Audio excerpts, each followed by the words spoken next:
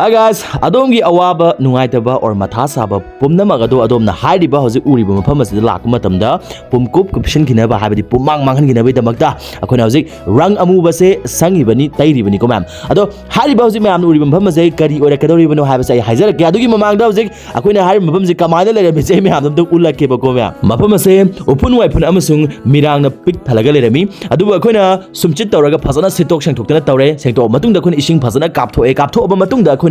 rang amubase tainabagi damakta hotnare jaga ase yamna pikpa store amakhakni adubu hariba jaga ase kari oirakadoribano haiba matamda adomna matha kaya ama saramagasu adomna tension kaya ama leramagasu adomna awaba kaya ama mayoknaramagasu hariba mafam asida laaga coffee glass amtang thakpa matamda adomgi awaba sing adubu pumkaw kaw thokinabai damakta akoina coffee shop macha amakhak hangtokchabani ko mya aja akhoi kana sem sari mayamna laaga pothapam oinabagi damakta hangtokbagi ahanba hapta adumadi lupa kungi coffee se ahum tawgani ko mya aduna mayam adumgi friends amazung family adum lakminaba yare coffee ahawum tang thakminaba mafam se koithorokpa yare adugi mya Master Electronic Hub ki hek manaktene hangtoibajuna Master Electronic Hub to phone leiba lakpichunau singidi coffee se free de pithak chagani ko mya aduna mayam su action biro thank you very much aduga karam kana hangtokani habs mya am de sochoi shoidana update tawjarage thank you everyone